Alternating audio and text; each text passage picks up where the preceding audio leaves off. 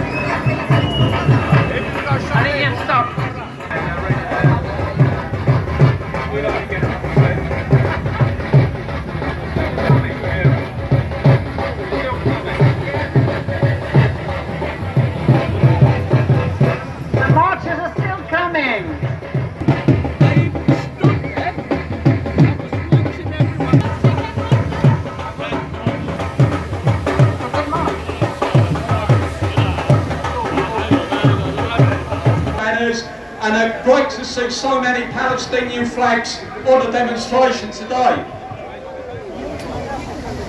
Can I first of all go through the list of speakers? We've got a great list of trade union speakers, speakers from community groups, and speakers from other workers and people in struggle around the world. We got Mick Lynch from the RMT, Fran Heathcote, the president, the new General Secretary of the PCS Union, Matt Rack, the president of the FBU and the president of the CUC. We've got Dr. Sam Zumla, the Palestinian ambassador to Great Britain, who's here today. Fantastic to see him here today. We got speakers on behalf of the Union of the Democratic Organisations speaking later. We got an RMC speaker, a speaker from Border Force, and we got Mick Lynch, the General Secretary of the RMC.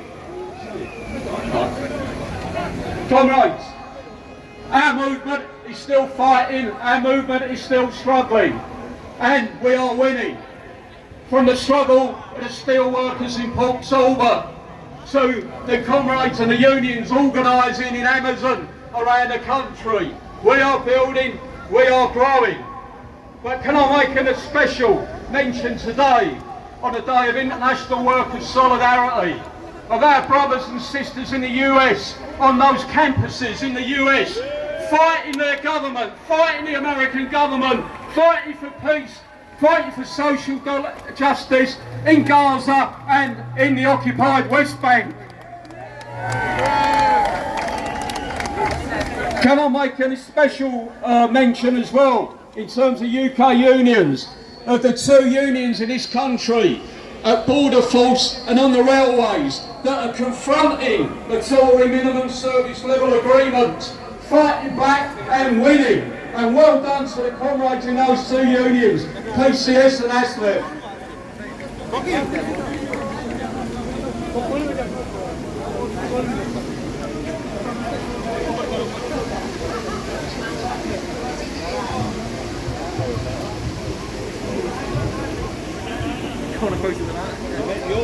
Is Matt Rack here?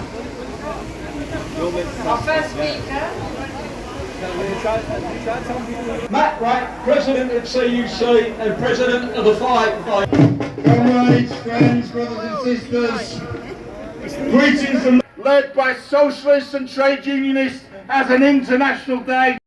Struck by a food aid drop, and health agencies are reporting that babies and children are so dehydrated and malnourished that they are unable to cry. Shame on those that have allowed that to happen, and shame on those who sit on both sides of the House of Commons and who give cover to Israel as it commits war crimes. Shame on those who sell weapons to Israel and line their pockets on the back of the brutalised Palestinians.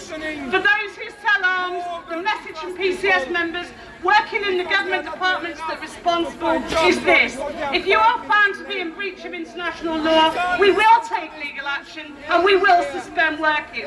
We will not allow our members to be used as pawns in a conflict where the ICJ has ruled that there's a plausible case of genocide. That is what fighting like that looks like, and let's keep on collectively building this campaign of defiance. PCS will never shy away from that campaign and making the demands for a ceasefire and for a lasting peace. And in the face of personal attacks that I and many others have faced, I will never stop being that voice. They've attacked me, they've attacked Jeremy Corbyn, and they've attacked so many others. So let me be perfectly clear. If they think they can silence people with a form of journalism that belongs in the gutter, they have got another thing coming. We are not intimidated, not one bit, and neither are you here today. Neither are the hundreds of thousands of people marching on the streets of the UK every single week, and neither are the millions of people protesting around the world. Let me also say this: our movement certainly won't be taking lectures from disgraced former Labour MPs sitting unelected in the House of Lords, telling us who we can and cannot support. That'll be for our members to decide. And today is all about our members. A day to remember all the hard work they do, day in, day out, in workplaces and communities. But also the work they do to help make the world a better place for everyone, for today and for tomorrow. It's a world that seems to be covered in darkness right now, but our members and this movement are the light, the beacon that shows us the way. Thank you so much, and solidarity.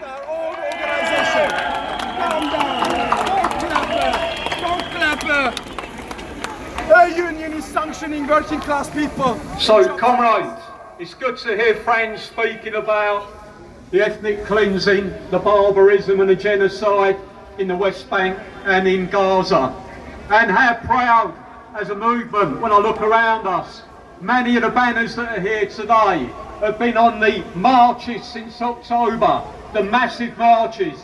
Hundreds of thousands of people, trade unionists, socialists, communists, joining those marches of solidarity with our sisters and brothers in occupied West Bank and Gaza. And these marches are not marches of division, they're not marches of hate, they are marches of resistance, and they are marches of solidarity with our brothers and sisters in Gaza and the occupied West Bank. Hundreds of thousands on these streets behind us, Whitehall, Pall Mall, Trafalgar Square, Hyde Park Corner, week in, week out, refusing to be intimidated by this Tory government or by alt-right boot boys turning up to try to push us off the streets. So with that, comrades, I'd like a specially warm welcome today to Dr. Hassan Zumla, the Palestinian Ambassador to the United Kingdom. Welcome, comrade.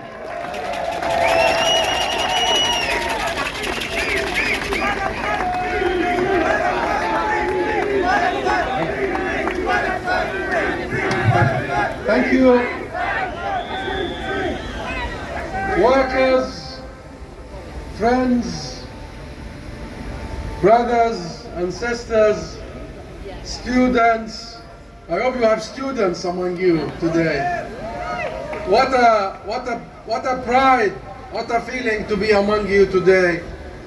And to see that in May Day, in the International Day of Workers, the flag of Palestine has become a flag that you are waving everywhere, supporting everywhere. Wave it, let me see the flag of Palestine. I thank you from the bottom of my heart.